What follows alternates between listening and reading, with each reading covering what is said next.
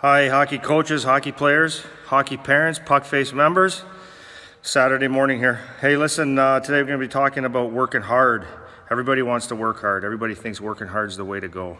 I don't disagree. You have to work your butt off if you're going to be successful in hockey and coaching and life. Being a good dad, being a good mom doesn't make a difference. It takes a lot of hard work. Unfortunately, what I see every day in the hockey rinks and in the gyms and everywhere I go is a lot of people don't work very smart. Here's an example. It's one that could fit for probably anybody. It's probably the most applicable to everybody's life. You see someone go to the gym and they work hard. You see them, he's been going for years. There's no results. There's no results because he's working his butt off, but he doesn't have a plan. He doesn't have a specific way of doing things. He doesn't pay attention to tempo. He doesn't pay attention to rest. So he spends all these years going to the gym and very minimal results. And it's the guy that chops down a tree with a ball peen hammer. The guy's gonna take a long time to chop that tree down. He needs a saw, he needs a chainsaw to get the job done. It's the same with the hockey practice. I've seen it so many times. I've been in them so many times as a player. And watch so many when I watch other coaches coach, not all coaches, but when people don't know what to do, they turn everything into hard work. And the answer for everything is work harder, work harder, work harder. And the kids are losing the game, so they bag skate them the next day because they didn't work hard enough. And that's not always the answer. Sometimes it can be, but it's not typically the answer. When you're running your practices, you have to have a purpose, and that's what you call working smart. So you're not ever taken away from working hard, but you have to have the smart part in there. So when you're designing your practices, so for coaches, I'll start with coaches first. When you're designing your practices, that's why I have my puckfacehockey.com site, is for you to go there and get them so that you have a plan already in place so you don't have to think as much. Take the pressure off you a little bit.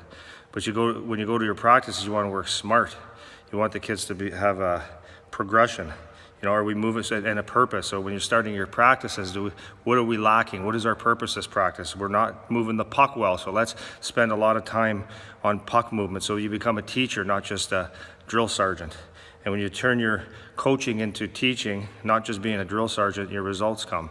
So that's one of the things coaches need to do, is pay attention to being smarter, not just working hard, because working hard is very frustrating. It's that guy with the ball peen hammer again trying to chop that tree down. He's trying, but that's not the tool that he needs. He needs something to cut the tree down to make his life easier, to work smarter. And then it's the player that goes out there and, you know, you go to the gym every day and you work hard, you're not getting the results, or you're on the ice and you're working your butt off and you want answers. And I know that feeling as a player, right? You're just looking, I'm working as hard as I can. How can I get better at this? And you need a plan. You need to have your coaches need to help these guys say, okay, this is what you're doing well, here's what you're not doing well, and then work on your weaknesses so that you become an all-around better player. It's a frustrating thing, guys, but you take a look at your life and you got to ask yourself, am I working hard? Or am I working smart, or am I just working hard? And I've made that mistake in my business several times. I've done it when I was a player. I've done it as a coach. But being aware of what you're doing, it really helps. So, like in my business, I had years where I was on the ice 13, 14 hours a day teaching. And that's hard work. That's hard work. My tendons would be sore. My legs, I could hardly walk at times. I remember one time I blew the patella tendons out in both my knees because I skated 13 hours a day in Saginaw for, 5 days. I couldn't walk, so I had a 3-day vacation, which was nice. But that was just dumb. I was working hard. I needed to work smart, so I learned in my business how to work a little bit smarter.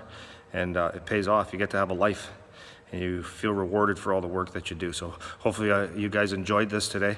Think about the things that you're doing every day. Ask yourself, are you working hard, which is good, but are you just working hard? You have the smarts behind it. Thanks, guys.